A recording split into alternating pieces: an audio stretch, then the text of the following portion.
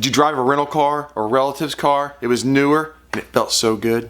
And yours drives like a piece of Let's get you fixed.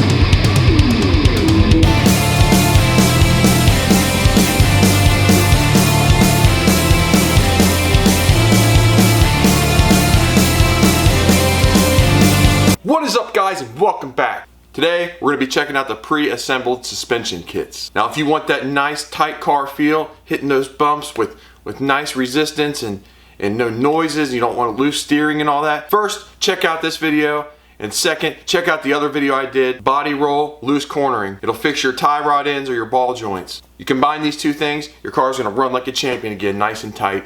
Remember, click the subscribe button, check out the other videos. Do it. You can get your complete setup online for about $150 for the front, $150 for the back. So all we really got to do is change out 6 important bolts, 2 down here, 1 here that goes to your ball joint or your tie rod end link, and then you got the 3 up top that go to the pillar inside of the engine. This is the car right here that I need to put the suspension on. She's blown out, bruh. She's loose as a goose. It's gonna take that 168,000 miles and we're gonna take it back down to 0. What you will need for this build: a socket set, a persuader. You might need a hammer if you get something really stubborn in there. I got some extra padded gloves because you might have some knuckle busters. You might need spring compressors if you didn't buy the whole kit and you need to take your spring off. And you'll need either 2 jacks or a jack and a jack stand. And of course, the product itself. Up on top of the engine, in the back, you got your tower. You want to loosen these 3 bolts here while the car's still on the ground. They don't have to come off, just loosen them.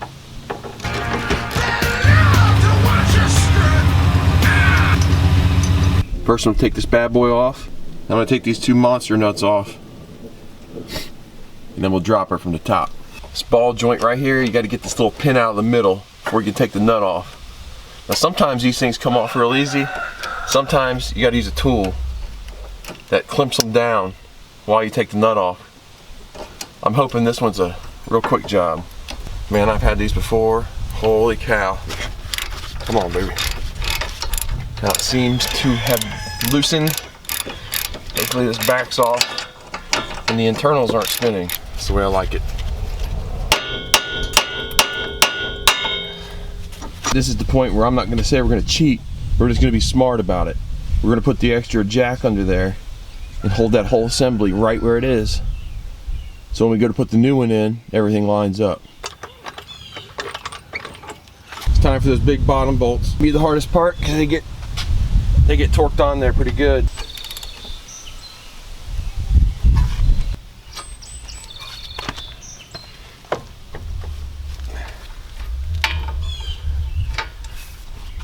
Nobody goes down our road until you make a video. Then they all go down the road and they all want to stop and stare. I guess it doesn't help I'm always dancing around in my yard by myself with the camera pointing at me. Be nice and gentle on those threads. Alright, I'll go to the top, take those off completely, and you'll see we'll be able to remove it at that point.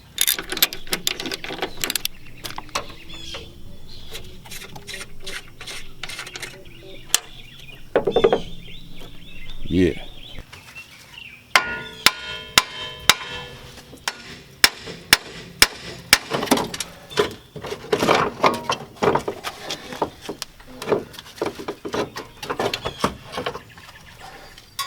There's your problem. You know what we say about old parts? Get it out of here!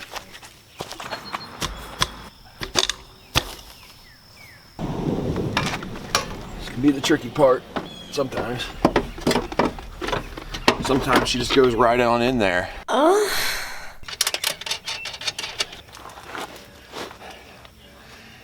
The seat height is way higher because it's not as worn out as that other one. So it's a little bit of a bear. Get it in there.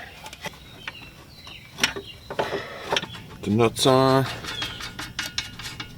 Get these kind of snug. Then I'll put a cranking on them.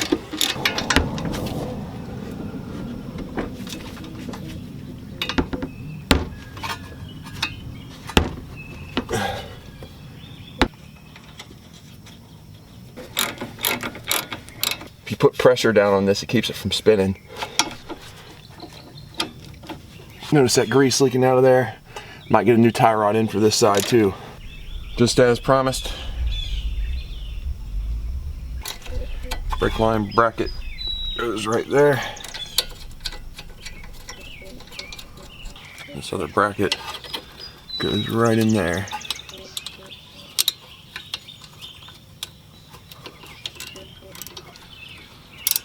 One more thing with this assembly, tighten those top nuts, put the wheel on, and we're done.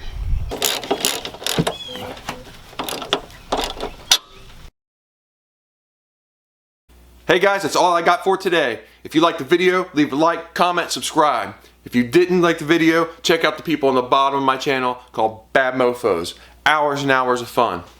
Thanks again for watching. Take care. Later. Peace.